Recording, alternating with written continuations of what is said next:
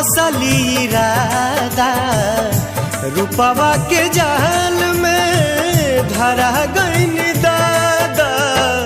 केहू के रोआवल बहुत बात नइखे, केहू के रोआवल बहुत बात नइखे, रोआ के हंसावल बहुत बात होला।